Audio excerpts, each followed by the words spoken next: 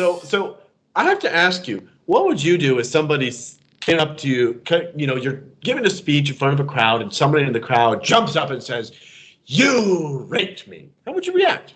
Well, it's probably true. It's probably true.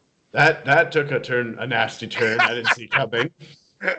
So rapidly changing the subject. So you're talking about that skank that says that Trump raped her in an elevator or something like that? So her name is, yes, a dressing room. Her name is I just had the name up. Jean Carroll. What she does for a living, just to give you a little bit of an idea of who she is, she basically writes advice letters for this one magazine. She gives advice. She got raped. She claims she got raped in a dressing room, and she's going to give advice to people. She's been doing it for.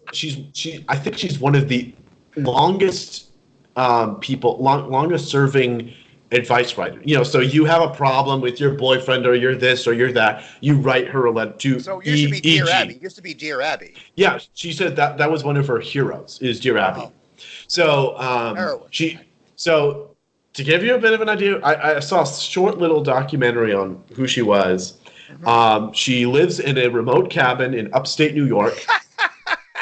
Where she won't get raped, right?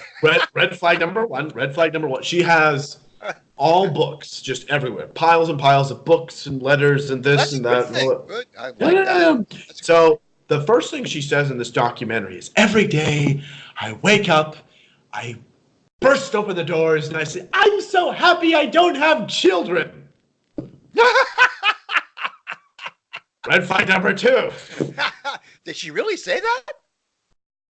Oh, that's what she did. So that's this is a snapshot of who she is. She has a dog, and that's because that's a lot. That's what people wanting advice think about. I want to go to the person who wakes up every morning and says, "I'm happy I don't have children." That's what I want advice coming from. Does she have a girlfriend? Does she have a girlfriend or a mini girlfriend? No, and I don't want to know.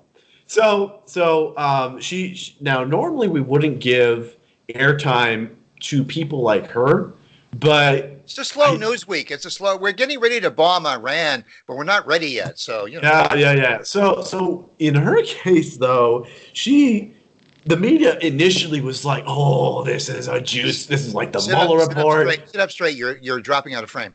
There you go.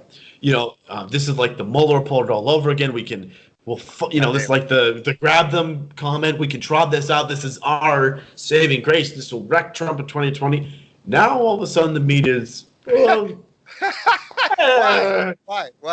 Well, because they have to interview her, of course. So she's on Anderson Cooper, and Anderson Cooper, CNN. Notorious homosexual, right? A notorious homosexual. Well, CNN. You got a lesbian Trump hater. Alleged. She has.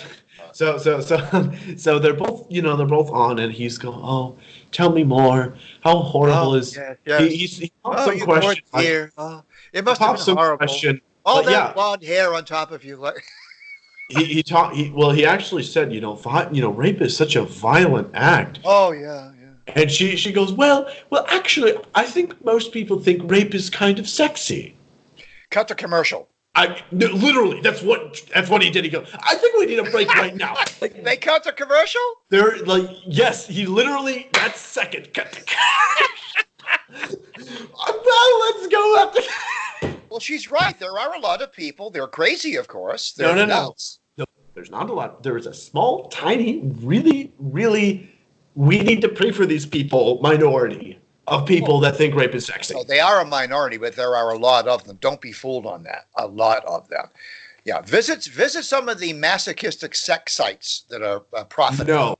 No, don't. However, I will point out that this probably does tie into the fact that Bernie Sanders, I think when he was in college or high school, wrote a paper about how some women fantasize about being gang raped.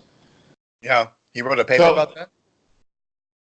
So I don't know if it's a similar kind of thing, but anyway, this person, this is why I think it's appropriate to talk about her, because she's going to be effectively the next Jussie Smollett, where, the media was lifting him up and ascending Jussie up to victimhood status, and then he came crashing down. By the way, on the Jussie Smollett thing, they actually have police body cam footage. I saw that when the police first arrive, he's still got the rope around his neck, and it's a clothesline rope. It's not even a real rope. It's No. One they bought from the hardware store like 5 minutes before. yes, The yeah, thing it's a went brand new piece of rope. and he's that's wearing still- like the most white boy-esque sweater of all time. I mean, he probably would have had a decent case if he said they tried to assault me because I was wearing this horrific sweater, not because no, I'm a because black. I was wearing a noose around my neck. That's why.